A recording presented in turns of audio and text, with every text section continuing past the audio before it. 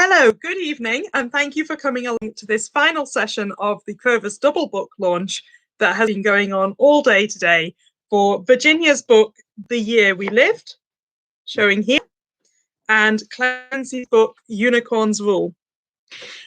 Welcome, everyone. Thank you for coming along. If you have been with us already today, then you'll know that it's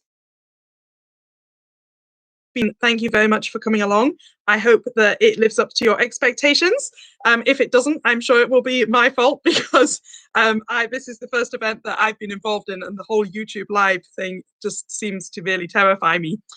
My name is Judith, and I am another Crow sister, but tonight I'm really excited to be sharing these fantastic books with two of my sisters from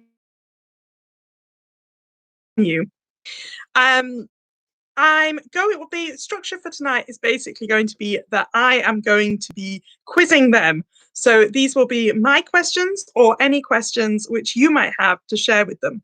Please feel free to use the chat function and we'll keep an eye on that and make sure we pick up on any questions you might have for them. I have my questions all written down in this book, but this book has nothing to do with either of their books. But it was the first paper I had to hand. So the questions are all written down in there. They have questions, so I'm hoping that you'll get a really good hot seat experience and see them sweat a little bit while they're trying to work out the answers. Because I'm a nice person. Anyway, we will crack on with our first couple of questions, unless either of the authors have anything that they would like to input particularly. Do you have anything? No, just that we've really enjoyed today.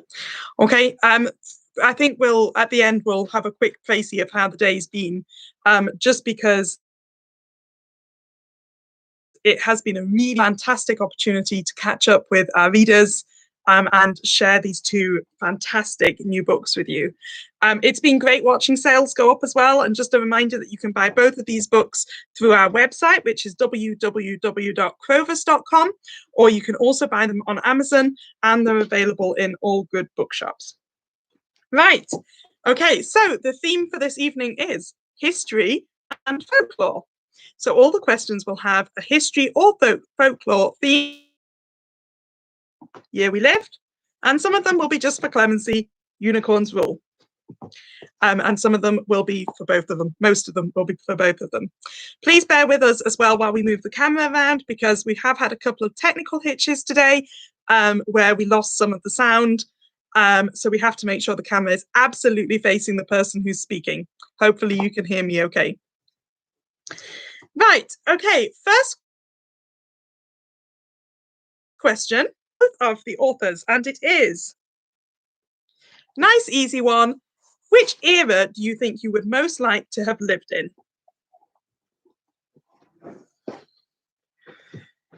Hello. Right, okay, which era? She says this is a nice easy one, but actually this is nigh on impossible for me because I have so many different eras I would have loved to have lived in. My book is set in 1074, and I'm not sure I would have wanted to live then, though. I quite like the appeal of somewhere around about maybe the 1400s. That would be quite exciting. Or possibly a while later, maybe in the 1700s. Why pick those two? So 1400s, just because I have the dream that I think most people have, which I realize is probably not historically accurate, of kind of, you know, knights in shining armor and this point where chivalry has kind of reached its peak point, and then admittedly during that time it also went downhill pretty quick too. So maybe a little bit earlier, maybe the end of the 1300s, and 1700s because it was an age of enlightenment, and there was just so much going on, so many new steps in so many different things, including just the way people thought. So I would quite like that period of time too, I think. But I'm going to hand over to Clemency now. Okay, so I was just thinking what my answer would be. And this is really tricky because my favorite period of history is Anglo-Saxons. I love reading about them because there's so much mystery about it. And they really, really did believe in folklore. However, the life expectancy was very, very poor. And I rather like being alive. So I'm going to choose some time in which I can still have the higher life. To choose sometime like the 90s would actually just be like me wanting to go back to my childhood. So again, that's a really difficult one because I'm not sure I would want it to be an adult in the 90s. It's a really, really tricky decision. I'm just glaring at the one who actually asked the question. I actually really like being around now. You know, I don't like some things that are in the news. You know, a lot of things are very awful at the moment, but things are getting better. You know, things like I was absolutely thrilled, for example, when Biden won the election in America. So that just showed how things are getting better in America, and I'm expecting things to get better in Britain as well. So yes, we have been living through a really rough time actually, and with COVID as well. But things are beginning to change for the better, and yeah, it's the era I'm living in. Having said that, Anglo-Saxons are the time period which I love. Okay, thank you both very much. Hope you're not getting dizzy going wee from place to place. As I mentioned, it's to do with the microphone. So thank you very much for those answers both. Unfortunately, if you found that question hard, then you might find some of the questions which are coming very, very tricky. I'm sure everyone has an idea of what time they'd like to live in. Question that is just for Virginia. So again, here, the year we lived, Virginia. And it is specifically about this book, Virginia. What were the challenges when you were writing involving real characters from history? So real people who really lived. What were the particular challenges that you faced as opposed to creating characters who lived in a real era? This is actually those guys who were alive. Okay, right. Yes, this is a slightly trickier question for me, at least, anyway. Yeah. Well, the trickiest bit about writing real people is definitely that everyone has their own take on what those people were like. And often, you know, people have looked into those individuals and researched their backgrounds, and they have their ideas based on that. But still, with this particular time period, it is quite tricky to get a full image of what someone was really, really like. So I do have a few characters in the year we lived who were real people, as well as the characters that I've thrown in there as well. And I think one thing you have to be careful of when you are writing real people is that you want them to fit in with your own story, obviously. So when I was writing that they had their role to play for the overall plot.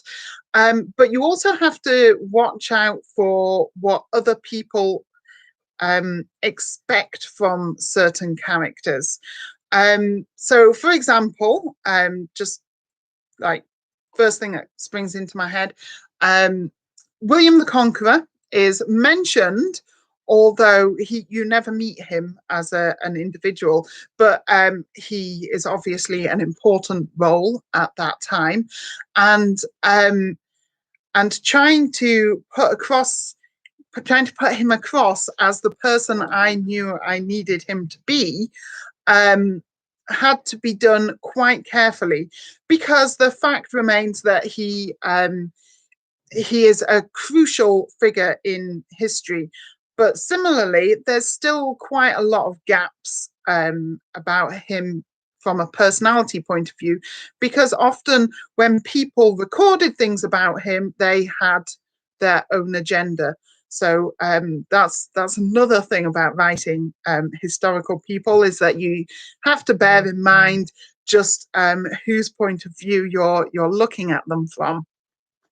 So I think that the trickiest thing to me, for me, when I was writing these real people, was finding that balance between how far I could push it so that the person became who I wanted them to be, when there was nothing really to prove that they weren't like that, but how far along the empty spaces in their history I could sort of exploit to turn them into what I wanted them to be, compared to what people know and expect of that person. And honestly, I'm just going to just go off on one a little bit here. This is why I love historical fiction. Is because you can fill in those gaps in history. So you can find something about a character and or a real person, and really explore that and fill in all the gaps along the way that that you realize are obviously missing. I mean, looking back at some of these people from those days back in 1074, it's there were so many gaps. There were like months at a time where people aren't recorded, and yet they crop up months later, so they were around somewhere. So yeah, it's a great thing to be able to just fill in those gaps like that. Yeah, thank you.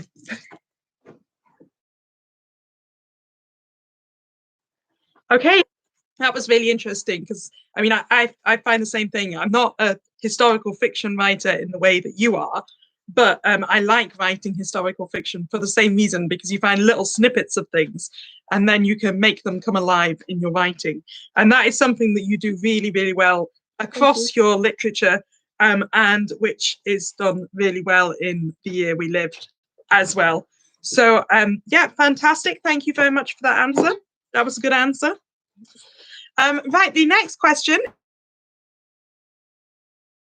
is one. I'm going to give forewarning that we will be going to Clemency first. So that is Clemency first. One of these times I'm going to pick up the wrong book and everyone will be confused. And it is a question which has come in from one of... Oh. That's the clock, just in case. You can hear it, trust me. That was the clock. I was just dancing along. So this is a question which has come in from one of the readers. So thank you very much to that person for a question. And the question is, so many people are personally invested in folklore and mythology. What do you do to prepare to write about these things, knowing that people may have strong opinions about them? So how can you prepare so that, you're taking into account that it matters to people in a big way?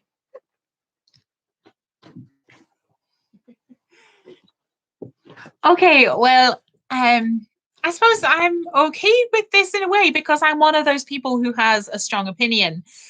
So I can understand where these people are coming from. I think it's probably easier for me in a way because I write for kids. They haven't had the same breadth of folklore immersion, most of them, as people have when they become adults. So it's just a sort of time thing, they don't have as many years on them. Having said that, a lot of the races and creatures that I deal with in Unicorn's Rule come from fairy tales, which are typically read by children. I suppose for me, with Unicorn's Rule, because the the world, mind time, is created in the minds of the children, I was keeping it quite similar to classic, traditional folklore as well. You know, I didn't go too far off the garden path. I did put in a couple of little snippets that were my own own slant on things, but there wasn't anything drastically different. Trying to think of an example. Oh yes, I've just been reminded. Rainbow unicorns, not my favorite in the world. Um, unicorns, I believe, do not poo rainbows. I'm sorry. I'm sorry for anyone who's watching who really, really believes that unicorns do rainbow poos. And I've had that so much from my class of primary fours as well. It's not something that appeals to me personally. I suppose in a way because I see unicorns as horses with a horn. You know, actually a horse that you would see in a field with a horn on its head. You know, that's how I see them. And you would never see a rainbow-coloured horse unless it's been dyed. So I have to say I do disagree sometimes with the kids in my class about that. But I think the most important thing is understanding that other people's opinions are as valid as your own. And that's just a sort of basic human right, is to have your own opinion. So I teach that to the kids. You know, it's, oh, I don't think that unicorns do poo rainbows, but you can think that and that's fine. You know, so it's just having that acceptance of other people, basically. So what about you, Virginia? You know, how do you deal with that strong opinion? Right. Well, pretty much the same way as I deal with the historical characters, to be honest. So a lot of the folklore that crops up in my book, and there is quite a lot of it, has been well researched to that point in time. One thing that I'm particularly interested and intrigued by was the bird lore. So all the folklore that surrounded birds at that time. Now, if you had a listen to what we were talking about earlier, I mentioned how one of the non-human characters in my book is the robin, and it's just a normal robin, but the humans have put certain attributes onto that. So that was because I put lots of time into researching bird lore, and it's incredible. The folklore that surrounds birds is just amazing, which I have to say I did have a slight inkling about, because I have read Clemency's Taking Wing book, which includes lots and lots of bird folklore. So I did have a bit of a heads up on that. But in terms of what people, the sort of sensibilities that people have about folklore, it's very, very difficult, because I think everyone's ideas are quite different to everyone else's. So you get people who have very strong beliefs in it. You get people who have very strong beliefs against it. And then you get the people who are sort of in the middle, and they're not too sure about some bits, or, you know, they're really taken with others. And then inevitably you choose that one part of folklore that really matters to someone, and that's when it gets really tricky, because they definitely have their own ideas on how that should be done. But having said that, I think, yeah, just to come back to what Clemency said, I think you have to believe in what you're putting out there enough, but do it not in a heavy-handed way, because everyone has their own rights to those views, just like Clemency said. But I think you as an author, me as an author, you have to be kind of careful about these things, because you can fall into the trap of thinking that because, or I'm saying you, but what I'm meaning is me. I can fall into the trap of thinking that because I've researched things, my way is definitely as it would have been. But the fact is that, you know, you don't really know that at all. You only know that my way is the way it would have been for one little part of society, one little group of people who believed a certain thing about folklore. So you can't prepare for everything, but you can be careful how you approach different parts of folklore, I think. And really interesting and thoughtful as well. And also a really interesting question that was asked by our readers. So thank you very much. Right, okie dokie. So in case you are already guessing what the next question is going to be, it is going to be one that's just for Clemency. So she hasn't got away free with that one. Clemency, this is about your book, Unicorn. Did you write or imagine a history for your characters? So like, what did you write down their backstory? Did they have their own folklore and their own history that shaped them to the people that they were? And how important would you say it is for the author to be able to access that history and folklore?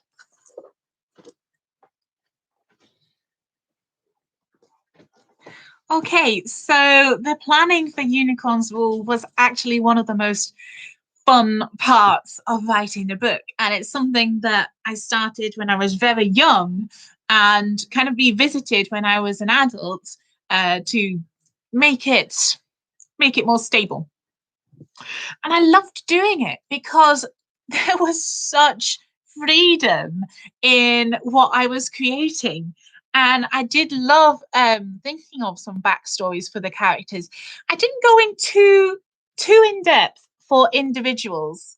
So I knew what races I wanted the characters to be. I knew what occupation they should be. And I worked their past really around that. So for example, John and Peter are two gnomes, and they are both gardeners. Now, with that, I was thinking about, oh, well, what are gardeners good at? Well, they're good at handling earth. They're good at handling living things. They tend to be quite caring people, maybe not on the outside, but more on the inside. Sometimes they're quite quiet people, you know, preferring the company of flowers and plants and things to humans or gnomes or something. So that kind of gave me a bit of a clue as to what their backstory was, and maybe a little bit of their folklore as well. John, the younger gnome, is one of the best healers in Mindheim. Well, that's what his brother says anyway. I mean, he might be biased, but he certainly is a good healer. And with that came also a little bit of folklore. So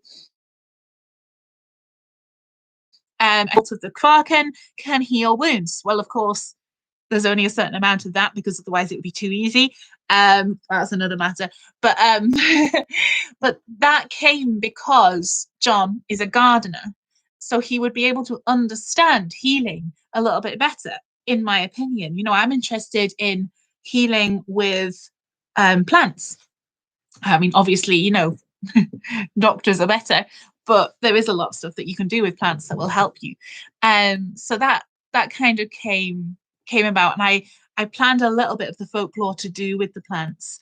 The other races were a bit more tricky. Elves, for example, I didn't do as much planning for them. I don't really know why. Maybe because I only had one main elf, whereas I had two gnomes, so they kind of played off each other. So they would be talking about gnome things, which would be including their folklore and such like. But those were the ones I really, really loved doing the backstory for. Oh, it's not a Virginia question. No, it was just you. Oh, okay. Thank you very much, Clemency, and good one, but try the fact it was just your question.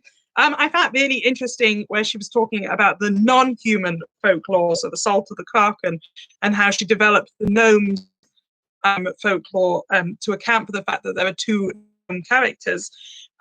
If you were with us this afternoon, some of that may have sounded slightly familiar in terms of the non-human characters, because that's what that session was about. If it piqued your interest, which I'm sure it done if you weren't here this afternoon, then do go over to that recording and have a listen, because it was really, really interesting to hear Clemency and also Virginia talking about how they create non-human characters in their books. Thank you very much, Clemency. Right, okay, so you realise there's a pattern to this. The next question is going to be to you both, and I believe it's Virginia's turn to answer first. So here is your question, and this is to you both, Clemency.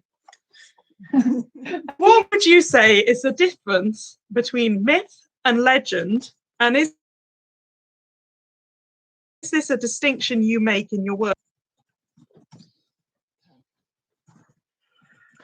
Right, wow, that is probably a thesis waiting to be written, actually, I think. Right, myth and legend. I would say, to me personally, and remember this is just to me personally, I would say that legend it owes more to memory. So possibly a sort of collective memory. So something that's handed down throughout generations, sometimes without even knowing that it has been. Whereas I would say that myths probably come more from stories. So that would be my definition between the two.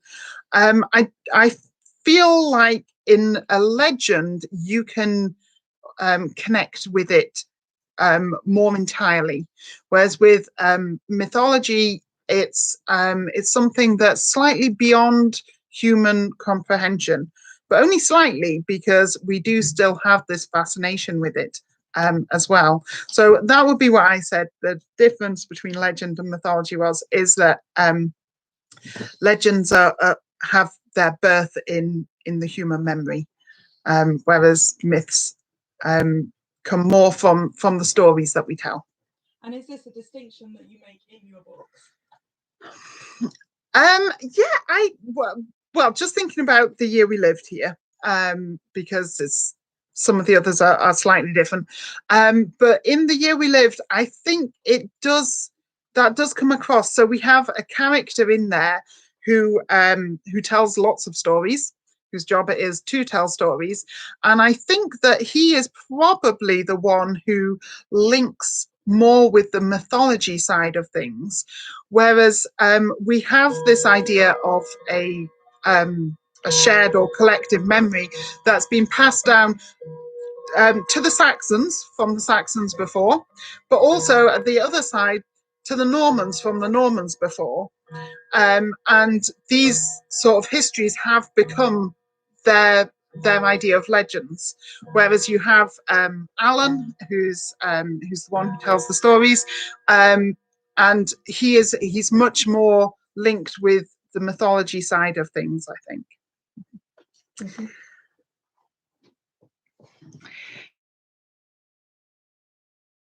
I'm going to then, I think I said that for most of them. This is actually a topic I talk about with the children in my class a lot, the difference between myth and legend. So I work it on a kind of scale where it goes truth, legend, myth. And that's what I tell my kids anyway. So I think personally, my feeling is that everything starts off as truth, history, if you like. And then as things get retold and retold over and over again, some of that truth stays, but some of the more storytelling comes in. And that's what I think of as a legend, something with that bit of truth. And then over the many hundreds of years, that happens over and over again until the tiny little bit of truth is almost gone. And that's what I would call a myth. So that's how I explain to my kids at school. And I'm sticking with that because I'm quite pleased with that explanation. As terms of in my story, I don't know. I mean, there are a lot of legends. There are a lot of legends about different, I know which is a legend or a myth, maybe, about in this world as well, but it also comes into mind time. And I would say that is a legend because there is quite a lot of truth to it, but there's quite a lot of fiction as well, from the point of view of the characters in my story. I'm not sure I would say I have many myths, if I'm honest. I think it's mostly legends or truth. So yeah, not sure I do. Sorry. No, thank you both very much. Through into legend and then into myth, so that you can almost think back to that person in the past who held that memory or held that truth, and think how great it would be to go back and chat with that person, when all that we're left with is a kind of myth. That's really interesting. Thank you very much, both. Right, okay, and again, those keeping score will know. The next question will be specifically for Virginia. Virginia. Hello. You've written in your blog tour, so Virginia has a blog tour that's going on at the moment. Do visit the Crowvus Twitter page and you will find lots of the posts that are coming up about that. It's a review and guest post blog tour, and it's going really well. She's getting rave reviews, which is fantastic. But in one of those guest posts, you wrote a lot here, and then about our understanding of a frontier. But I'm kind of coming back to the idea of England specifically, because this is where year we lived is set. So you've written a lot about it as a frontier. How would you say that idea of it as a frontier has impacted on the folklore that developed as a result?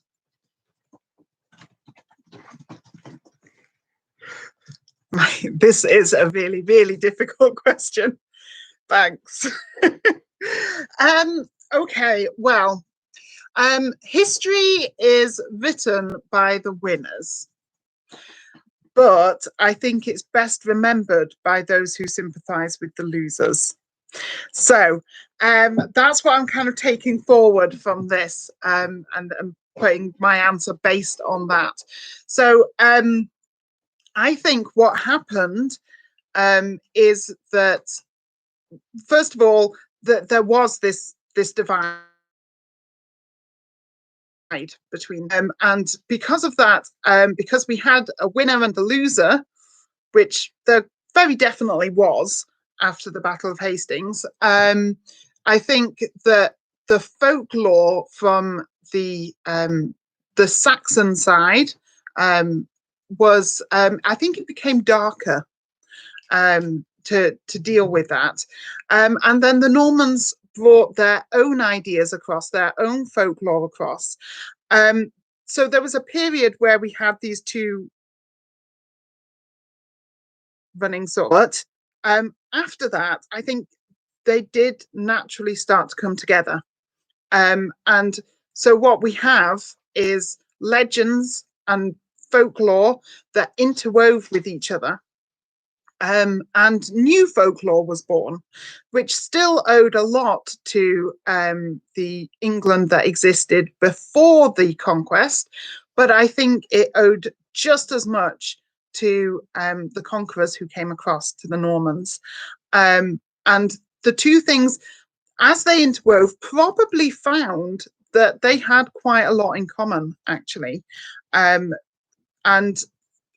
we...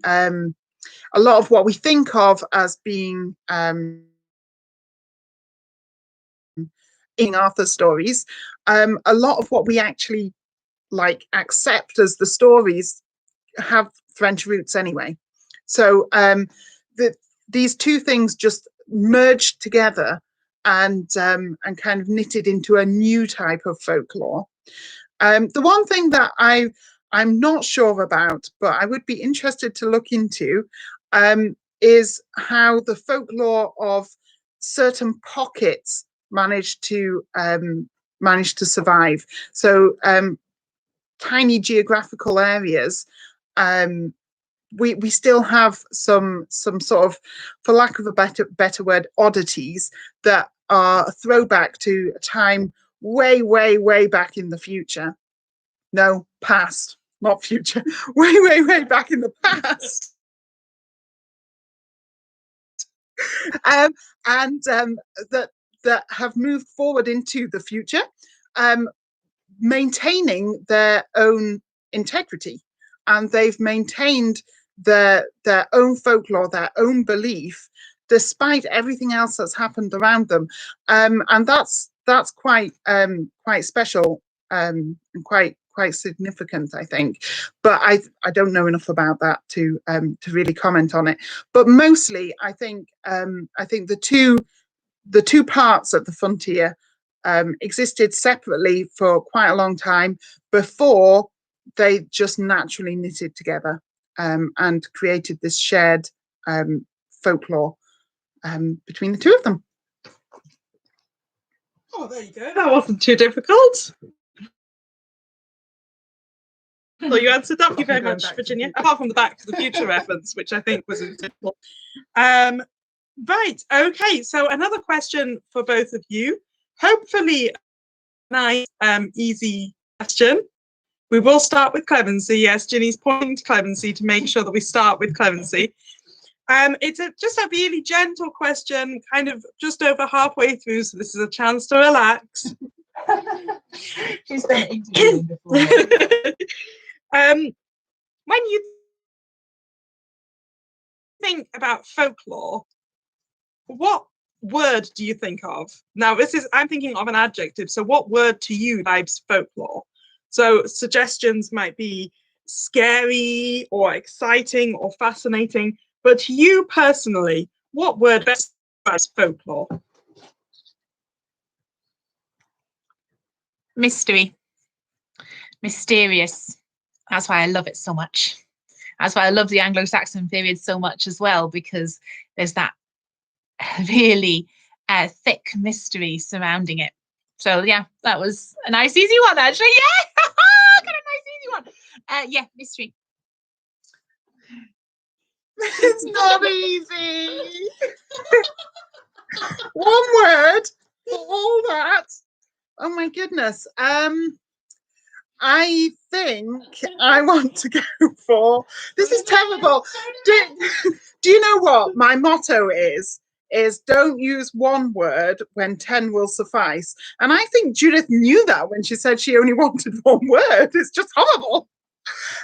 So one word for folklore, right? I think I'm going to go for, well, what I really want to say, I'm not sure if she'll let me have this though, is belief. Does belief count? Yeah, no, that's why I didn't think you'd let me have it.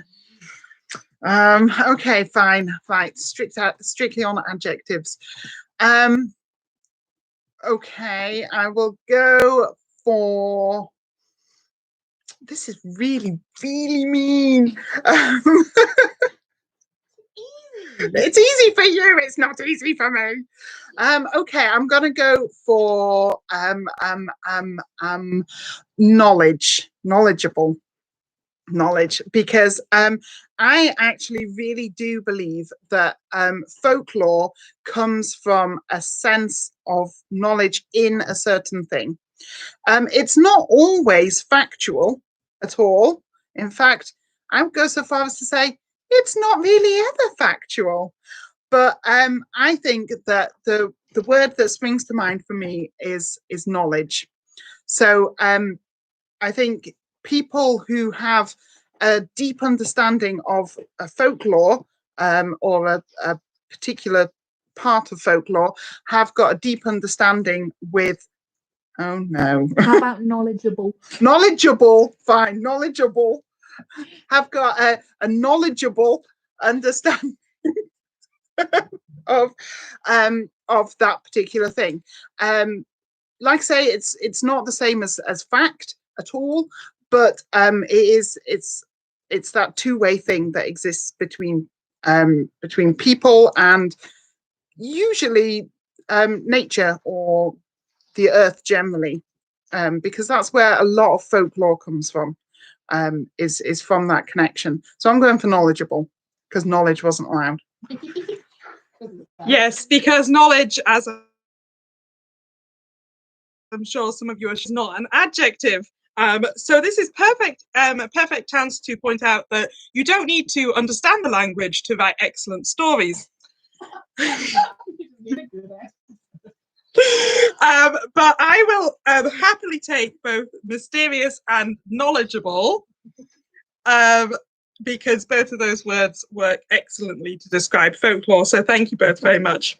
Right, Virginia, you can take a breath now and go and read the definition of an adjective. And Clemency, a question just for you now. Now,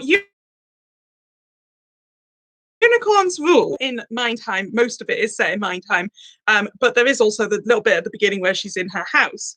Now, thinking about history, would you say this book is set at a certain time, or is it something that will always be set in the present day? So a certain time, or just sort of moving along as present day moves along?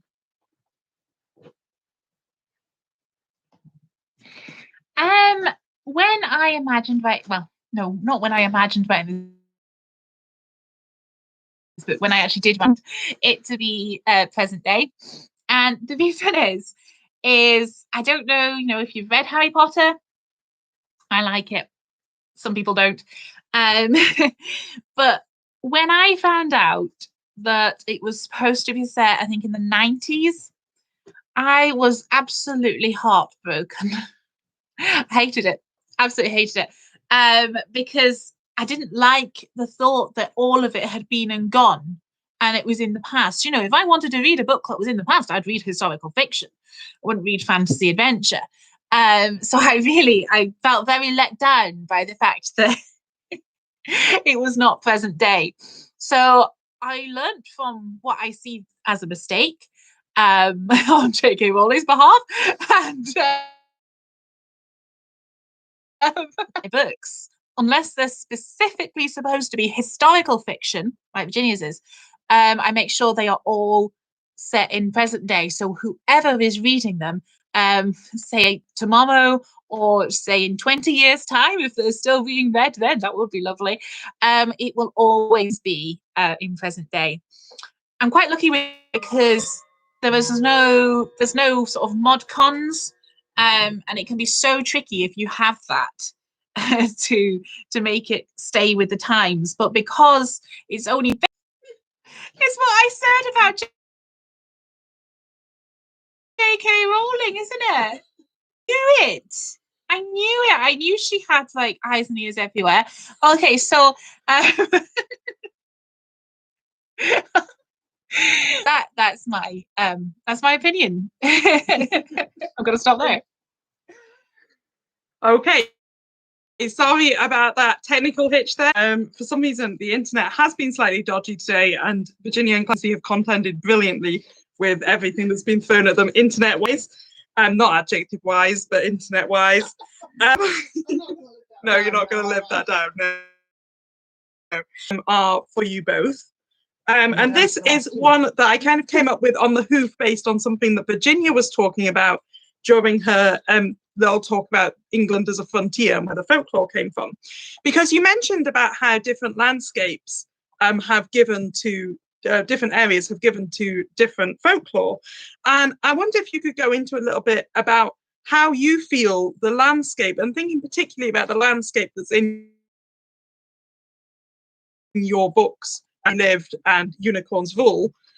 So thinking about either the made-up landscape in terms of Mindtime or the real landscape, i.e. Norman post-conquest England. How has that impacted on folklore to you? Okay, right. I think I do have an answer for this one. It's no coincidence, thank you. It's no coincidence that the year we live is set in the Fens. So the Fenland was a big deal at that time. So there were rebellions there. Held on for longer periods of time than they did in other places, because they could hide so successfully there. So it was almost like the sort of precursor to guerrilla warfare. So that it was not a mistake that the year we lived is set in the Fenland. Now there are little pockets of folklore that go along with that during the book. So there's a throw the spirits of dead children, which is what people believed will-o'-the-wisps were. And obviously there are lots and lots of them in the Fenlands. Remember as well, the shape of the country was the actual geographical shape of the country was entirely different than the Fenlands stretched deeper. So there were much deeper bogs, as well as much further inland as well. So the geography has changed and really shrunk the Fens in. So now it's quite a small area, but at the time it was enormous, and it was very difficult to navigate, which just led to a perpetuation of the folklore that existed in those places. That my character, who is a changeling, or might be a changeling, or some of them think he is, depends what you think by the end of the book. He could live within that environment very, very well, very successfully, and remain completely hidden. But also, the Saxons in the landscape, they have managed to remain completely hidden as well, although they've left a much bigger footprint there. So it was totally different to what's there now, and it is almost unimaginable through those areas. You take it for granted now, all the drains that are there and things like that, which just didn't exist at that time. So the actual geography went hand in hand with the folklore because of what was in it, and that's largely gone now. Which you can decide for yourself if you think that's a good thing or a bad thing. I have little regrets about it, I have to be honest, but yeah. Yeah, I have a few regrets about it too. Not really the marshes as much as the gigantic forests that once spread across the country. Well, writing a fantasy book that's set in a different world, I have the opportunity to make up my own landscapes. But I did base a lot of them on real places in this world. Now, where I live in Caithness and where I was born in Orkney, we have quite a few standing stones. And I actually put some of them in my book. And I'll just show you an illustration. So those are some standing stones. And here, Sarah looked at the 12 standing stones. They looked like they had been around since the world was created. Madeline went up to one and ran her hand along the bumpy surface. No one knows who put them here, she said, but they contain all the power in mind time. They cannot be commanded to do things, only requested, and that's what we must do.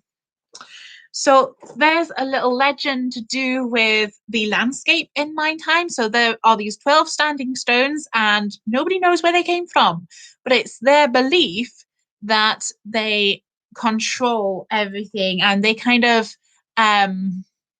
harvest, I suppose, the thoughts of children and send them out along Mine Time to make sure that things are going exactly as they should be. So they're not doing the job very well at the moment, are they? But that was a fun example of making up.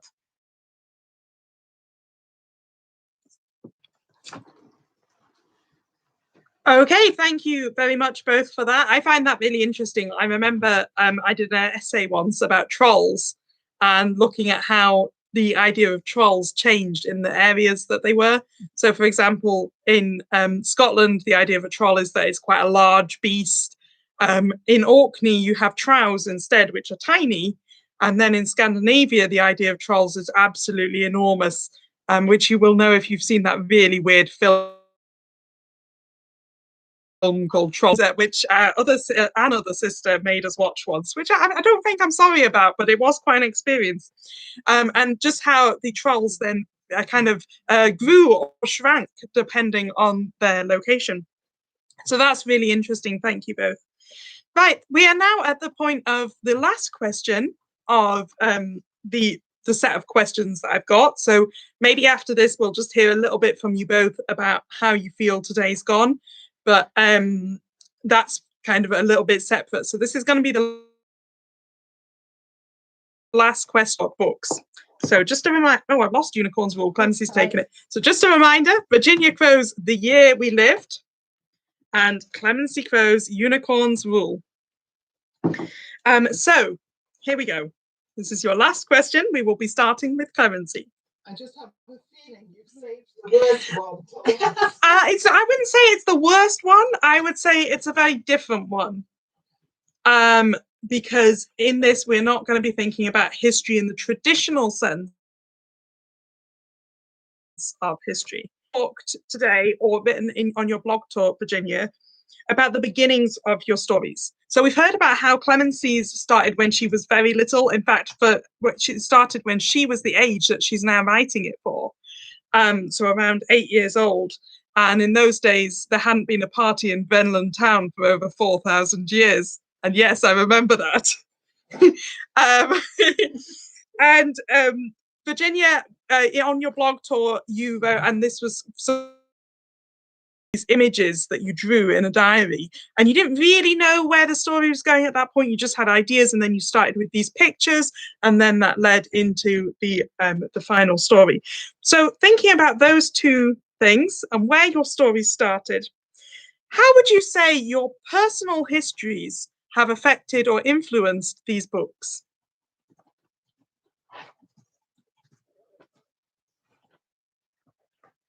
Okay, I'm just posting that question up on Twitter. So, first of all, the party at Brennan Town, I was very young. That was the basis of my story. Yeah, it's changed now. So, the Rule of the Unicorns, as it was once called, was my first attempt at a novel.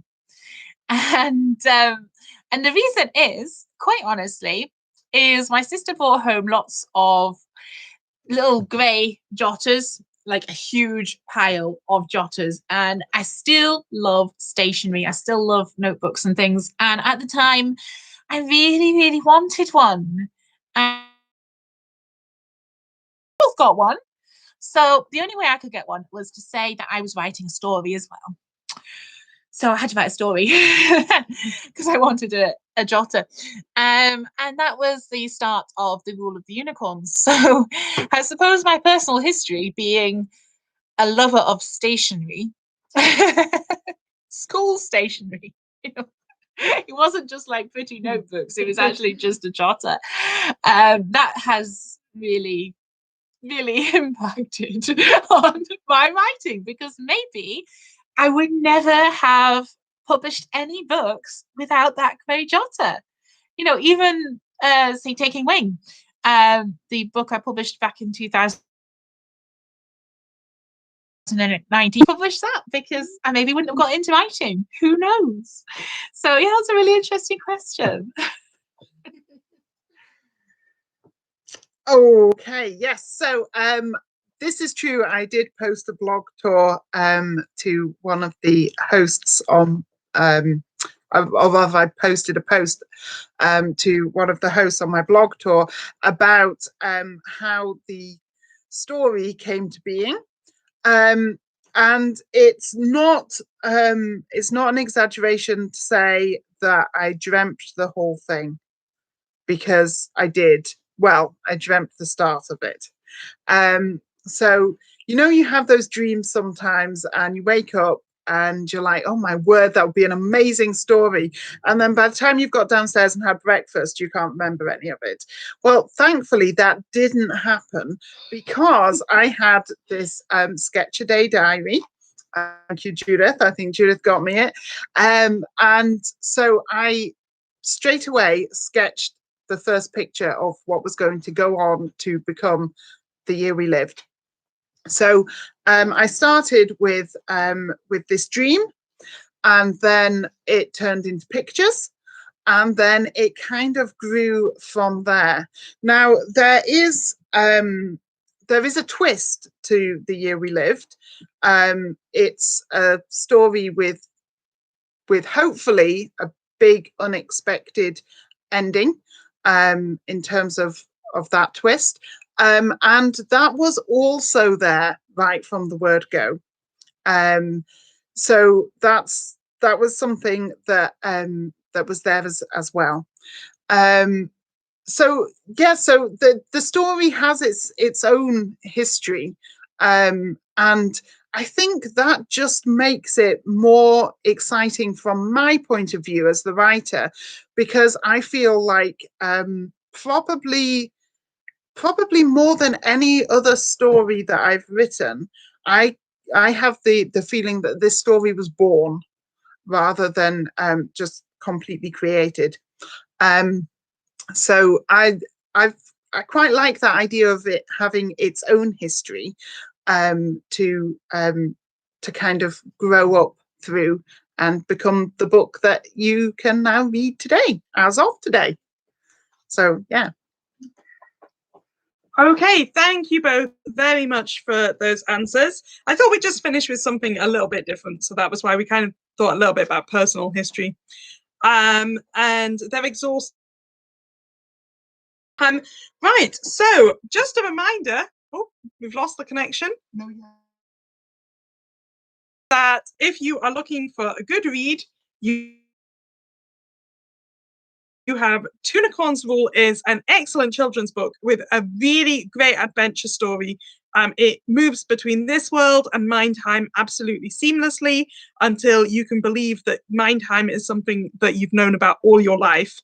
I think it would be a great book for a child to read on their own around the age of 7 or 8. But equally, it could be a really nice book to read alongside your child and with your child. So have a look for Unicorn's Rule on our website or on Amazon.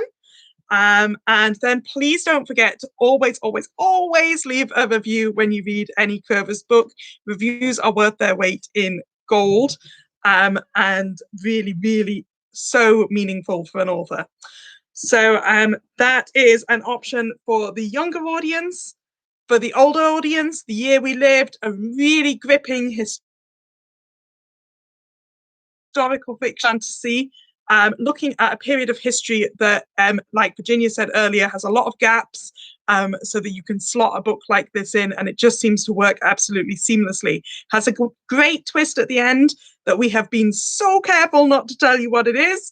So hurry off and buy it on our website or on Amazon. Leave a review.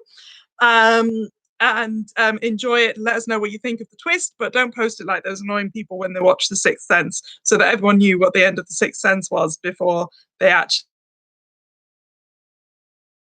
had ever. Because someone else told me. I hadn't seen it then. So 2 excellent books, very different audiences. But actually, as we've seen, a double book launch, which has worked really, really nicely. Right, so that brings this event to a close. Thank you so much for coming along. If you'd like to stay another couple of minutes, I'm just going to ask a kind of general how's it been today question to Virginia and Clemency, and then we'll call it an evening. But that is the end of the history and folklore session. So thank you so much for a scavenger hunt, which was pre-recorded. It was created up at Newton Hill Croft Woodland near Wick. Then we had a craft session where you made all sorts of cool things, and it was really enjoyable trying my hand at those things as well. I'm not an artist, but never mind. And then this afternoon we had writing and creating novel, and we've been looking at history and folklore. So I can see you're exhausted. You can't see this, but they are literally leaning on each other because they're that tired. So I can see you're tired, but can you tell us a little bit about how today's been for you?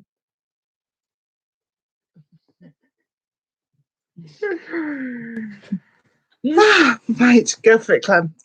I have absolutely loved today, but I have to say I am absolutely exhausted. It's being on hand the whole day, switching between YouTube and Twitter in a matter of minutes. But I have to say, you know, I really appreciate the support that we've got from the people watching the videos, from the book sales that we've made today. I just am so humbled by everybody. I'm gonna head off in a minute and have a cup of hot chocolate and sit down and watch Doc Martin. My choice. It's my time to do something. And but no, I've really loved today. So thank you so much for coming along and watching the videos. I basically just want to say ditto. It's been fantastic. I've really loved the way that today has worked out, but I am absolutely shattered. I'm so tired. But remember, if you read the books, please do make sure you leave a review. Also, I'm just going to borrow my book off Judith here.